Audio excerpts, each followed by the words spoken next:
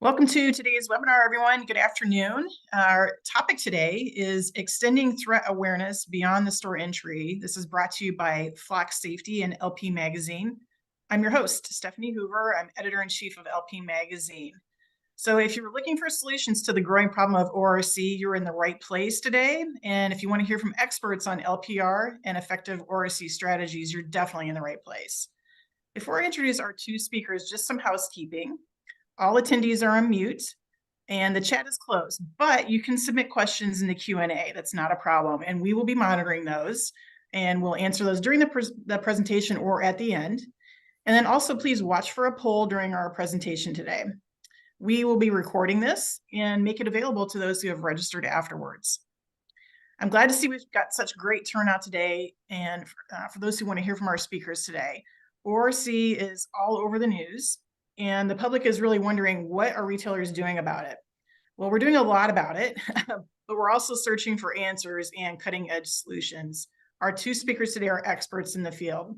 I'd like to introduce Mike Combs, CEO with Retail Crime Consulting. Mike has over 30 years of loss prevention leadership experience at companies like Federated Department Stores, Macy's, AutoZone, and lastly, the Home Depot. He retired from Home Depot in 2023 after 16 years. Mike, I have to say, retirement looks pretty good on you, bud. Thanks, Steph. Yeah, his latest role was the director of AP, where he led 100 plus world-class investigators supporting ORC and internal theft there. Our other speaker is Rich McElwain, and he is a senior solutions consultant with Flock Safety, an all-in-one technology solution. He has more than 10 years of experience in law enforcement. He was a detective and patrol officer with Cobb County Police Department in Georgia. And I'm sure Rich has a lot of great stories to tell us about Braves games down there. With that, I'm going to turn it over to Mike and Rich, and looking forward to hearing what you have to say today. Yeah, thank you so much. And I'll start off with a couple of quick numbers here. I don't want to bore you with all of these. Many of you are probably very aware of these problems, but I think, for this conversation, it's important to kind of identify how big the problem is. And so there's some numbers here between 40 and almost 50%, but our retailers across nationwide have said that really since COVID started, they've seen almost a 50% increase in violent shoplifters. And so with that, they're telling their employees not to get involved anymore. It's not worth losing someone's life over property crime. Because of some of these violent crimes, a lot of retailers are closing their stores for certain hours. They're reducing the number of hours that they're open. And your mother always said, things. Good things never happen after the sun goes down. And so sometimes, it's like, let's close those doors a little bit earlier in the evening. Let's open a little bit later in the morning. And we're reducing some of our impacts, some of our issues across that spectrum. And then of course, our capital cost is going up, right? Overall across retail, there's a lot of capital expense being thrown at this retail problem. And so with that, we've got with Flock, we've got about 75% of all crimes nationwide that involve a vehicle. And on the retail side, I would say that this is actually probably quite a bit higher. This came from a study on the law enforcement side, but within retail, you've got to use some kind of vehicle to generally get to where you're going. And so a lot of times I think that number is higher. But this number is probably very true across the entire spectrum. Less than 5% of all cases involve vehicle data. And so, when you have the vast majority of your cases involving a vehicle, but no additional steps to take that investigation and follow up on the vehicle that was used in the crime, that's kind of a gap in our investigations. And then currently, Flock helps both retail and law enforcement across the nation solve about 1,000 crimes per week currently. And we're in almost 4,000 cities nationwide. So the number of cities that we're not in is almost shorter than the number of cities that we are. And that list is growing every week. And I think another very important kind of stat to look at, a lot of times we talk about how the police can't respond to make an impact on these shoplifting issues. And so, about 67% of all police budgets have been cut since COVID started. And so they're having to work with less of a budget. At the same time, about 85% of all police departments are saying that their manpower is down. And so they've got less resources to respond. They've got a smaller budget. At the same time, year after year, we see about a 5.6% increase in violent crime. And so, since COVID, we're looking at, nearly a 20% increase. That's pretty significant. And, what happens on the law enforcement side certainly, spills over into the retail side. Those two are very much connected. And then I think the property crime studies are probably very low. Since COVID started, property crime has become just such a everyday common thing that a lot of times it's not being reported. It's not being reported from retailers. It's not being reported when someone's mail gets stolen or a package theft, their car gets stolen. So I think this property crime number is actually much higher than we anticipate. But yeah, I mean, why law enforcement isn't responding and how they're responding certainly plays into this conversation. We'll talk about that here in just a minute. First, if you could, we're going to throw up a poll question.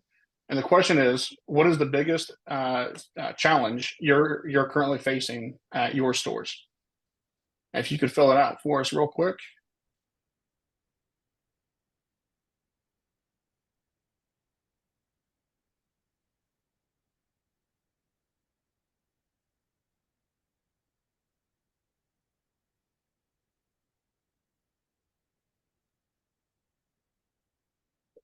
All right. And then we'll move on here. All right. So real quick, just want to talk about, if you aren't familiar, I wanted to talk about how the Flock camera works and why we're a little bit different, why we're a little more effective at tackling crime. And so what you see here in the center is our camera. And the image to the right of that is the camera fully installed. So comes it's a black camera on a black pole with a black solar panel. It's very neat and just easy, simple. The old days of having to trench power lines or data lines over to that pole are kind of gone. This type of camera works on motion and also uploads everything through cellular, and it charges off of solar. And so the camera, as you see it right there, is a fully sufficient. And there's the poll. I'll pause for a second for that. So as you were all finishing that up, you can see some of the numbers there. And obviously the organized retail crime is everyone's biggest issue here. We'll discuss some of those numbers here in just a few minutes as well. But yeah, the camera as you see right there on the picture is fully self-sufficient. Again, it's motion activated. And so any vehicles that go by it, with plates, without plates, doesn't matter what it is, we get an image of it.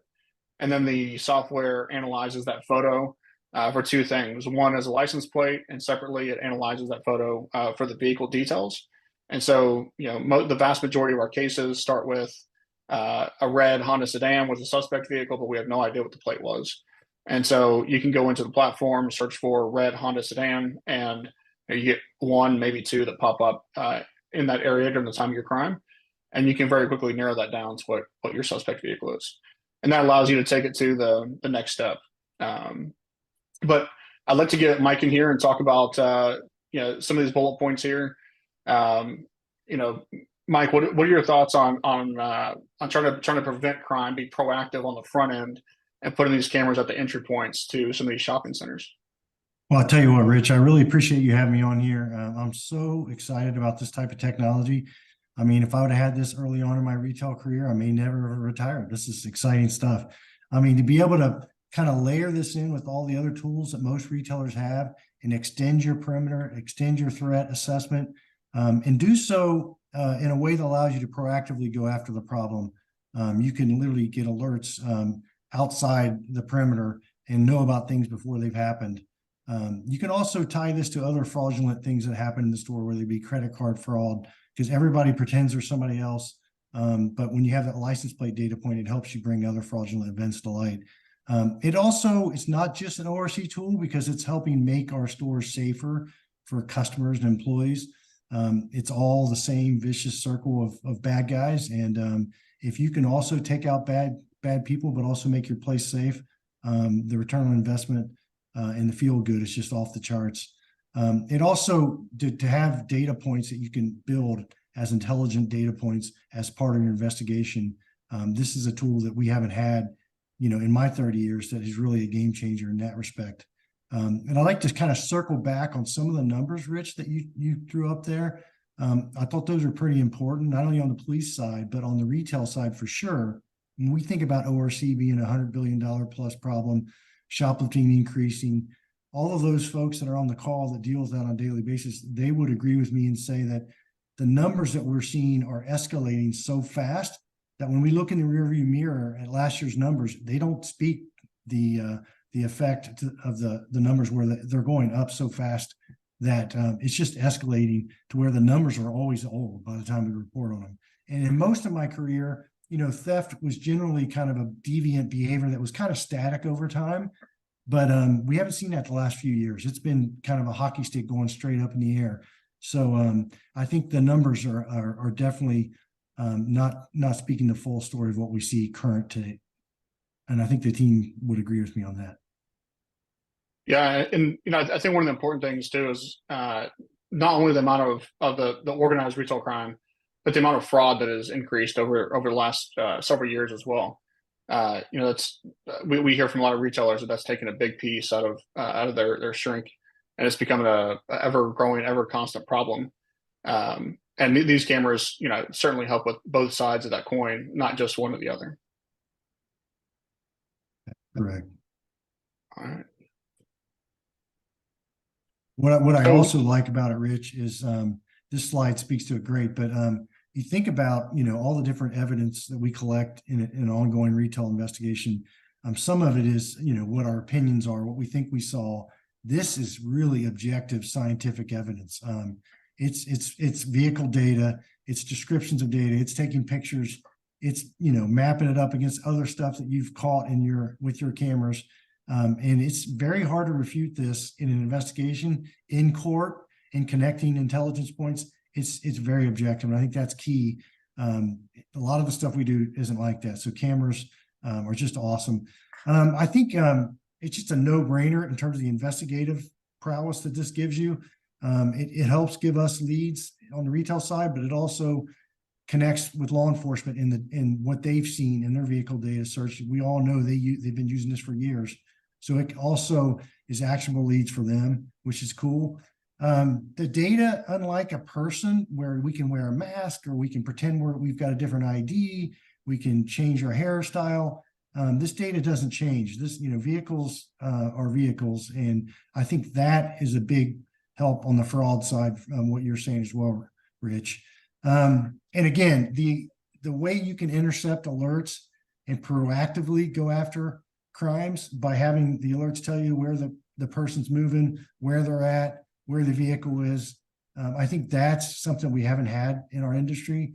And the biggest reason I'm excited is not only can you use this tool to reactively go after maybe an organized retail crime crew after an incident has occurred and piece together a bunch of incidents that you didn't know about, but you can proactively go about it and alert your teams that, some violent crew is headed your way. They've now hit your perimeter.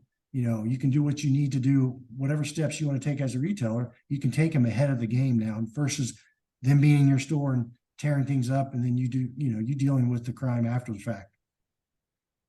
Yeah. And for anybody who's not aware, so what Mike is talking about is you can essentially use the tool to not only find the suspect vehicle you're looking for, identify the license plate, but in real time, you can turn around and create a custom hot list and be alerted when that vehicle shows up at one of your other locations.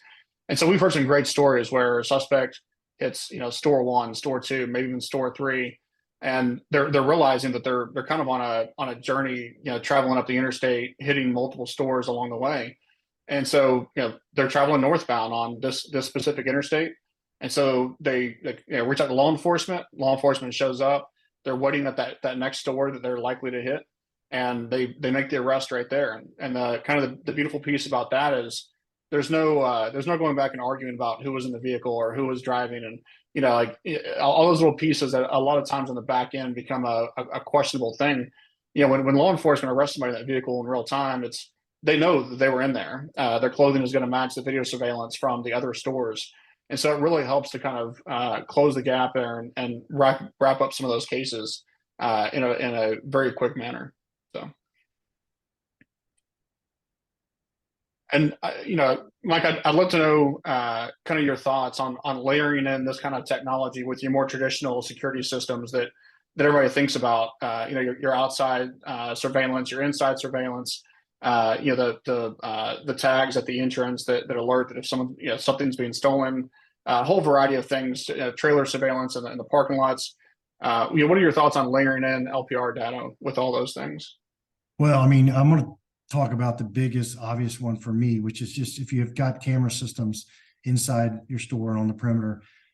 If an event happens and you hear about an event in the old days, you would kind of be searching those cameras randomly and really manually until you found that event. Because again, a lot of the times you're hearing it word of mouth. In this environment, you're getting this intelligence, this data point about an event that happened in a car and a vehicle plate, and then you can kind of work that one example to where you get the method of operation, and then you can take that license plate and every time it's hit another one of your stores, for sure that's when you got to go pull the rest of the video. So it really helps you there with the cameras.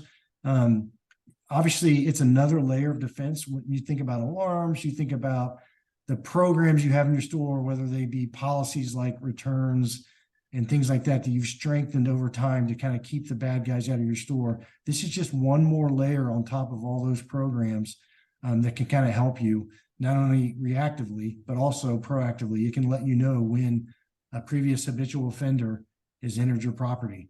You can get that to your guard. You can get that to your asset protection team. If you don't have those, you can talk about who else in management you can alert that something is getting ready to happen.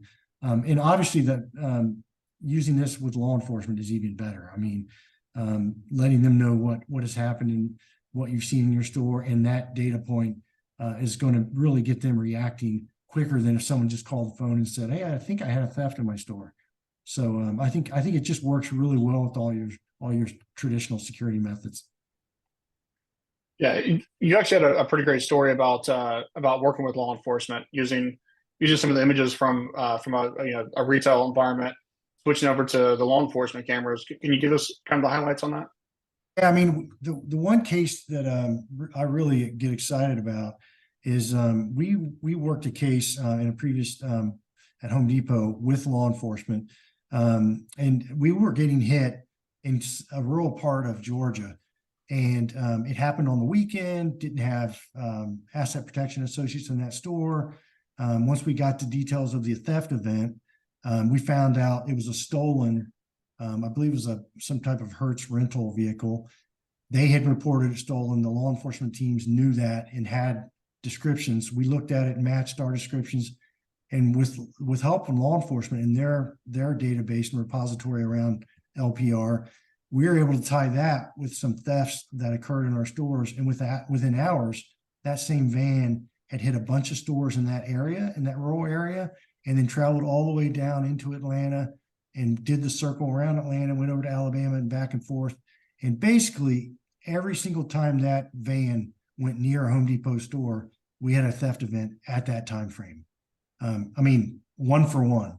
And so what looked like a random rural theft event in Northeast Georgia turned into an organized retail crime team that had been hit in South Carolina, North Carolina, Georgia, over to Birmingham and back out.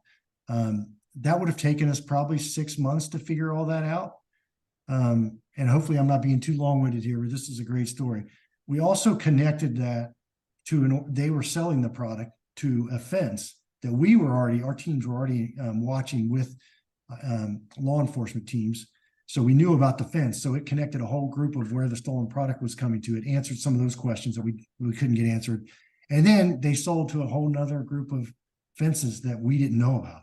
So not only did it help us make the bigger case with the fence we knew about, but it opened our eyes to some other fences that were not even on our radar.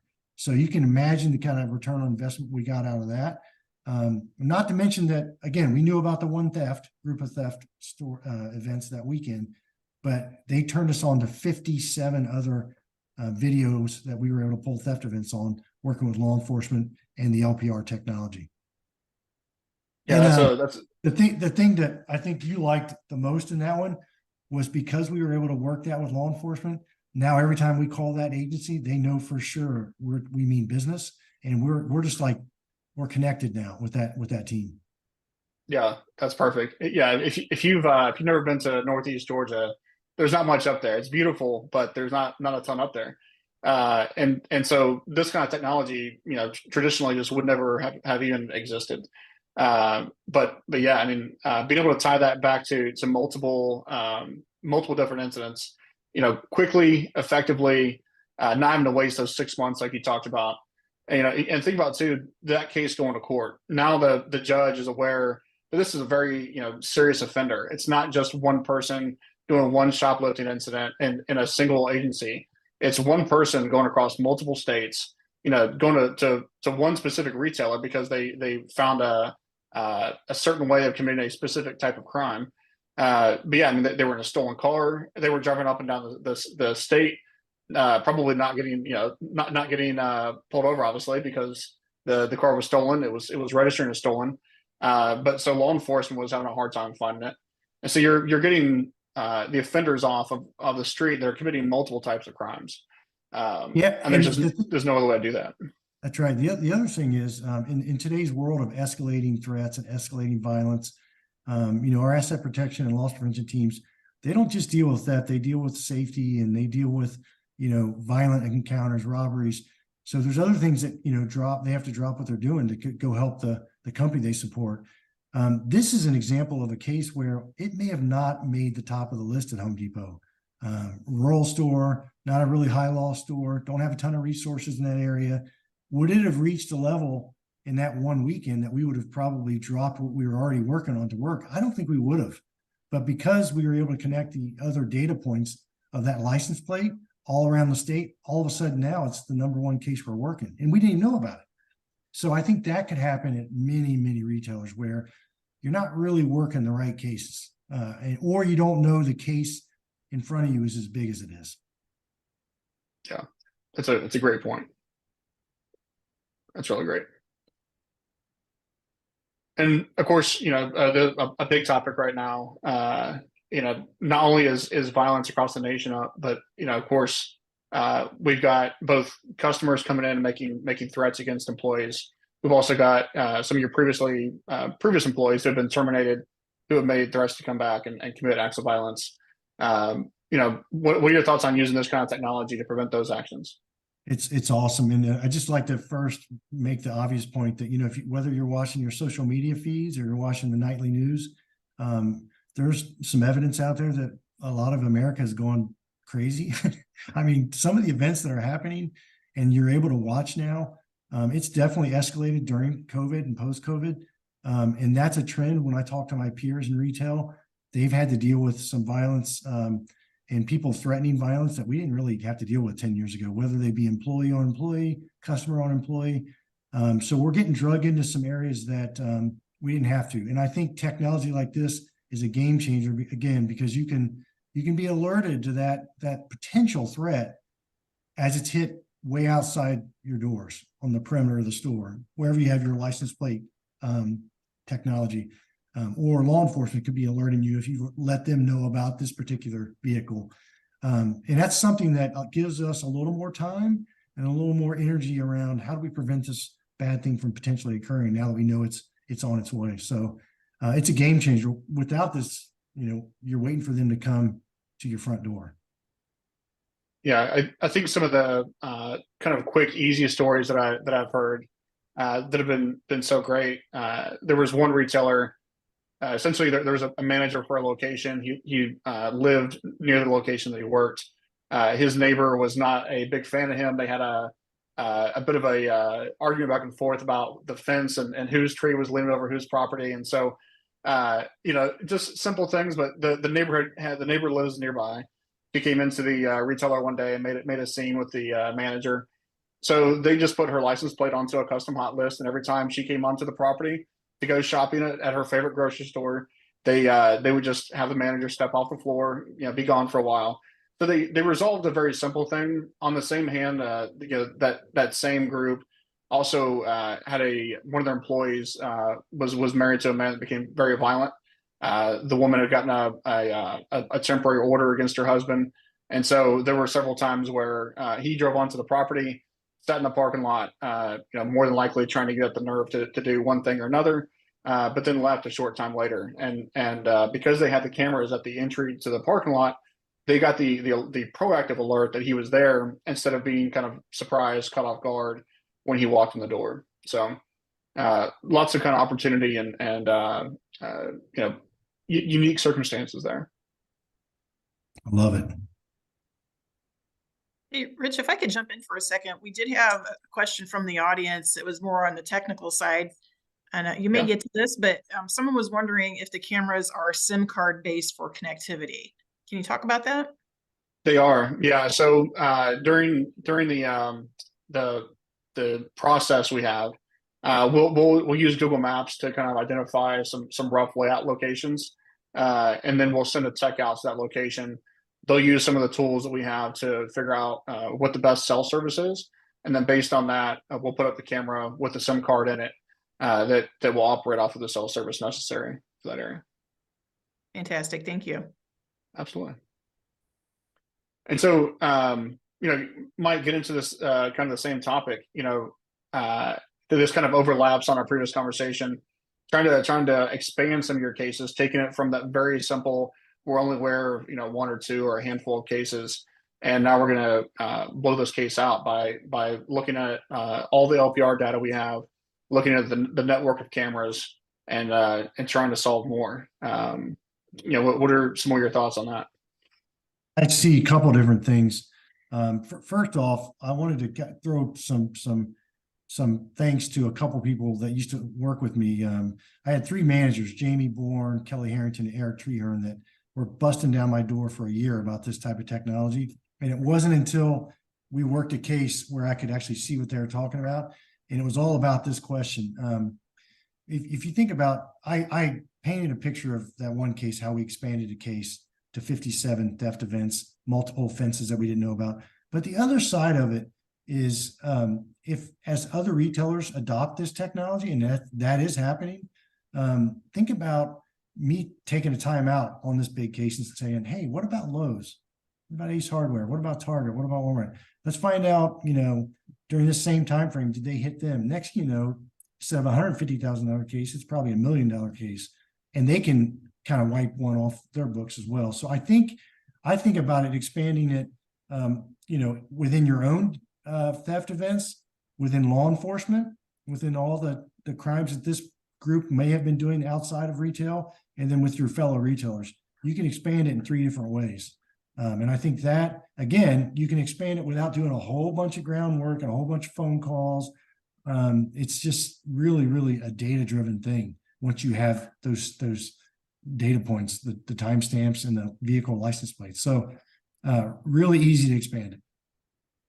Yeah. To that point, there was a great story here out of Georgia. There was a crew that came from Miami.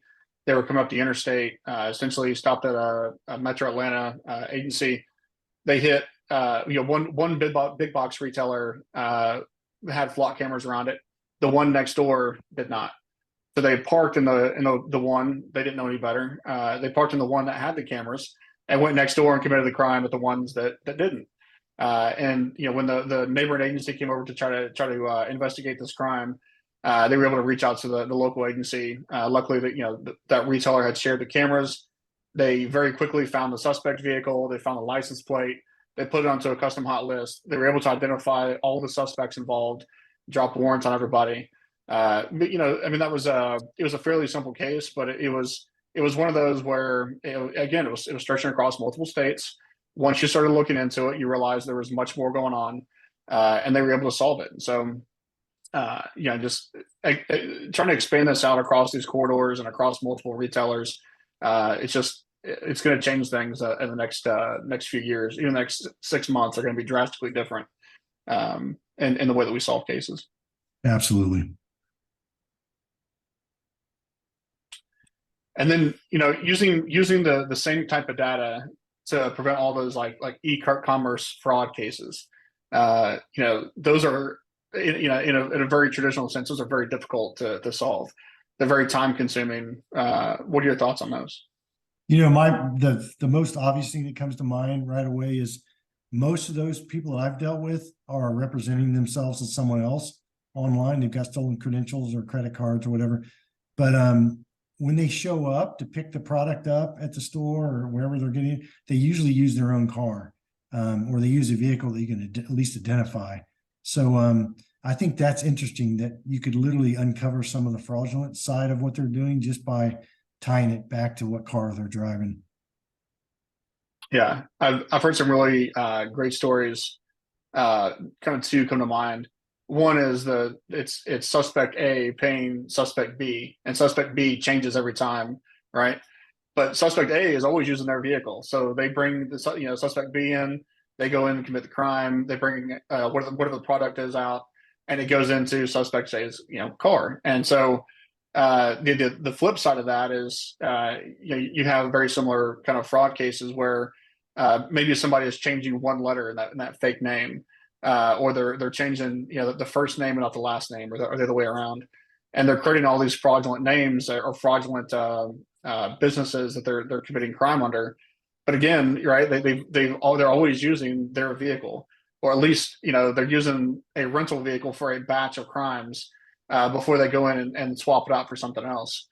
And so going back and be able to tie all those together is what makes those just much more solvable. I agree. All right, another one here. Trying to implement LPR program across businesses of any size. I think we've got some people on here that work for very small retailers, some that work for massive retailers, everything in between. What are your thoughts on trying to roll that out for every? Well, I think this is one of the cool things, and this is why I'm excited about any technology that is as reactive as well as proactive, like I mentioned.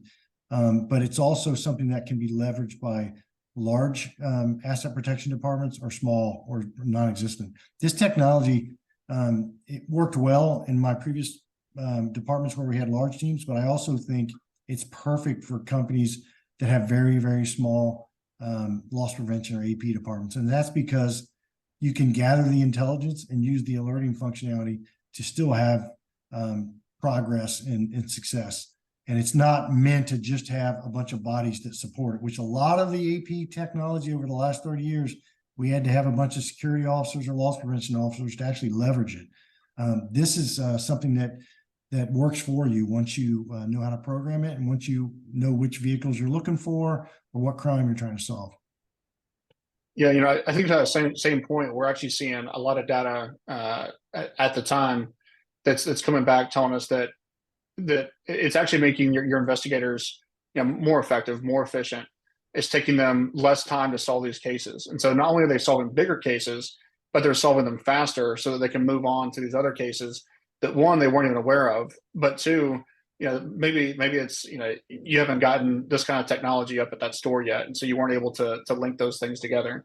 But it's freeing up time for other things.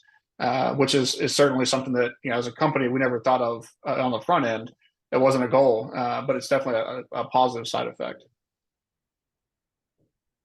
I think too, I end up mapping out a lot of these various retail locations. I think something that's interesting that I found in the mapping of these locations, there's a lot of small retailers inside the parking lot of big retailers. And so the small retailers are kind of benefiting from a lot of the purchases that the big retailers are doing. So, in a lot of ways, it's like, if you reach out to your neighbor, I think you'll very likely find they may have evidence for some crimes that you're unaware of, or at least evidence in some crimes that you're looking into. And there might be technology already right there that you were just kind of unaware of. Yep, that's a good point. All right. And I know we've got some questions coming in. Love to jump in here and see what we've got. Yeah, we get some good ones here. Great stuff, guys.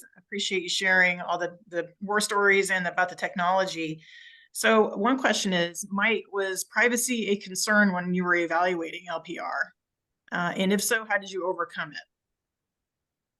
That's a great question. Yeah, definitely is always something that you have to think about and talk about with your legal teams.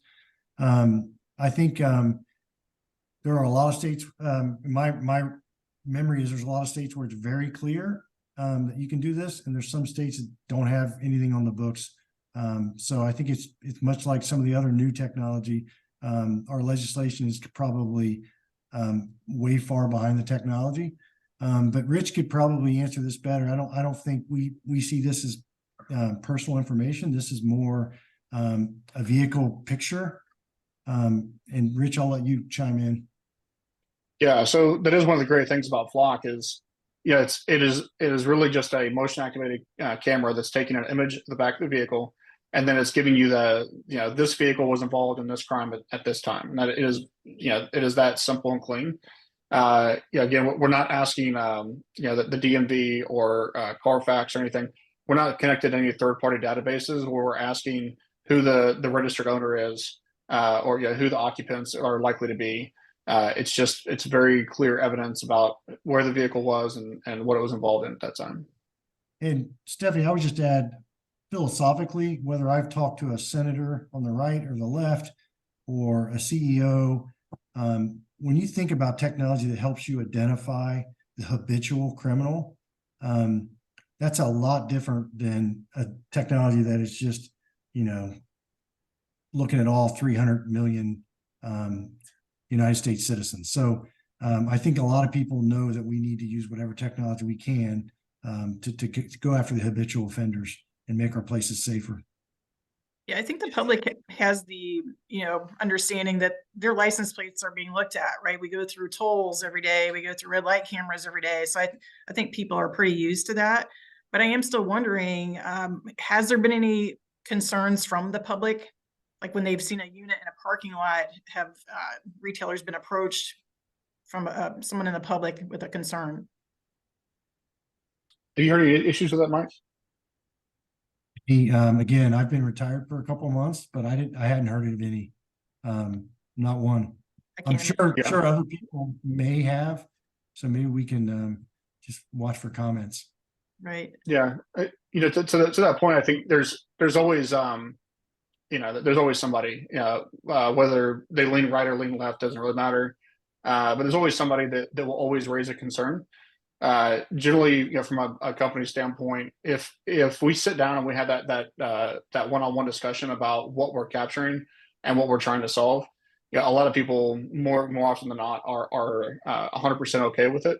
The data sits there. Nobody's combing through the data looking for anything specific. Just to do it. Every search that gets done has to come with a reason. A lot of times, for the law enforcement side, that's a case number or like a 911 call number. And so on the retail side, a lot of times that's still a case number, or there's some kind of valid reason. And so there's a full audit trail of every single search that's ever been conducted in Flock. We never delete that. And so if there's any question at any point about why somebody was conducting a certain search, we can go back to that specific person and provide some evidence for it. Interestingly enough, on a personal level, I live in a community of around 700 homes, very diverse community, not gated. And we have Flock in our neighborhood, and they have solved many crimes, one of which was a hit and run over two ladies walking in the morning. And, sad to say, one of them did end up passing away, but they found the hit and run driver through that process. But so I've heard nothing but great things from the neighborhood. It's a very diverse neighborhood, so not anything but positive stuff. So I think, to your point, Stephanie, people are used to seeing this and used to it being a tool for the positive. Right. Yeah. Speaking of diverse environments, we had a question come in that you asked, have you ever seen this used inside of a trucking yard or another secured lot? Yeah, we have. So, you think about these really large lots where you've got to load, hundreds of 18-wheelers, in a couple of days or given week. And there's a lot of theft from these types of facilities, especially, if they're down for certain hours of the night. Yeah, so most of them are fortunately very easy to cover. A lot of them have one main entry point, and so we can put up a camera both facing and facing out. The benefit there is oftentimes it's a Bobcat, the truck of an 18-wheeler being used is still the trailer, and so the license plate is on the front of that vehicle versus the back, and so we can capture both the front and the back trailer license plate at the same time. And so that really helps in those kinds of investigations. Right. Yeah, one of the things I liked about the unit that you showed is how unobtrusive it is. It's really small and it's not intimidating in the lot, but yet it's there. I'm just wondering though, what is the lifespan of one of those units? Yeah, so you can see that there's one kind of over my shoulder here. They're about the size of a football, not very big at all. And yeah, so they last about 4 years typically. If there is some kind of internal software or hardware problem, the camera belongs to us, which is kind of the beauty of it is we come out and we just replace the camera, without really any questions. Our goal is to keep that camera up and running for as long as possible, so that you're solving as many cases as you can.